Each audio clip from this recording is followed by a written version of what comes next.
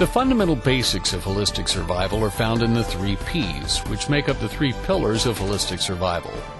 These 3 pillars are intended to protect your people, places, and profits from harm. The reason why we call this holistic survival is because we recognize the importance that family, property, and financial well-being play in our current world. Survival, in and of itself, may be of little comfort if all the things we care for are swept away.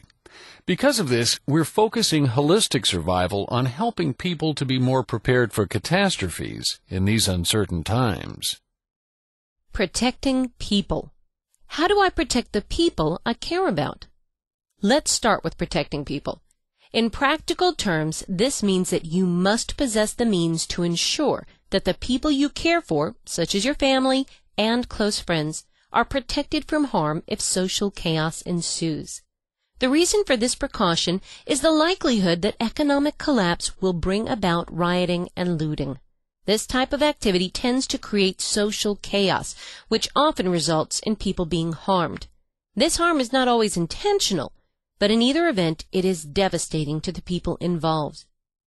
The first and most effective line of defense is to avoid being in the places where the social and economic unrest is concentrated. The best analogy for this is to think about the occurrence of natural disasters. There are certain areas with higher risk of disasters than others. By anticipating where the disasters are most likely to hit, you can minimize the damage to the people you love by choosing to locate away from the anticipated impact zone.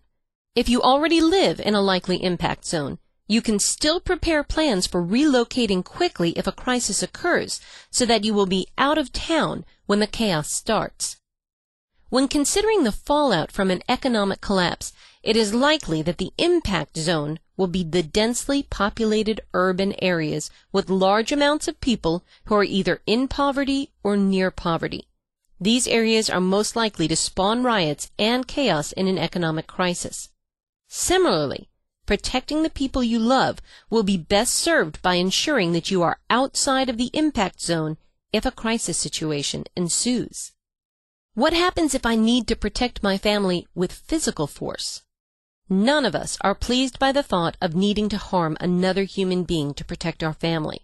But that scenario may become a reality if a chaos situation materializes. In this type of situation, the most important thing that a person can do is to be constantly aware of their surroundings. Most attackers will look for easy targets of opportunity. Because of this, many attackers can be deterred simply by showing that you are aware and prepared. Common ways to telegraph preparedness are to regularly observe your surroundings and to walk confidently. The importance of deterrence cannot be stressed enough because physical fights are very nasty and unpleasant things. In practical terms, the only way to win a fight is to avoid it entirely, since it is very likely you will be moderately to severely injured if physical force is necessary. Unfortunately, some situations will come down to physical force as a means of protecting your family and the people you care about. One way to prepare for a contingency such as this is to study martial arts or other means of self-defense. However, even if you are not a martial arts expert, there are practical ways to prevail in a physical encounter that can be employed by relative novices. Popular culture frequently depicts the brandishing of firearms in response to threats, but packing heat is not the only way to protect the people in your life. If you are observing a situation and detect that it is likely to turn violent, it then becomes important to find some kind of weapon quickly. Note that many ordinary items, such as high-heeled ladies' shoes or automotive wrenches, can be used as weapons if necessary. It is also important to remember that the objective of a fight is not to completely subdue your opponent. The objective is to quickly inflict enough pain to make them leave so that you can escape with your loved ones before being harmed too severely. Rapid strikes to the head, eyes, throat, and groin are among the most effective ways to induce an attacker to retreat. As always, the most important thing to do is keep from panicking, stay calm, and act decisively. This may be the deciding factor that keeps your loved ones safe from harm. Thank you for joining us today for the Holistic Survival Show, protecting the people, places, and profits you care about in uncertain times.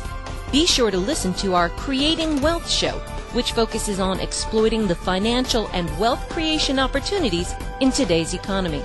Learn more at www.jasonhartman.com or search Jason Hartman on iTunes.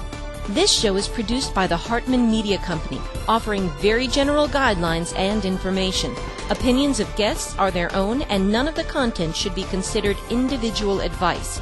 If you require personalized advice, please consult an appropriate professional.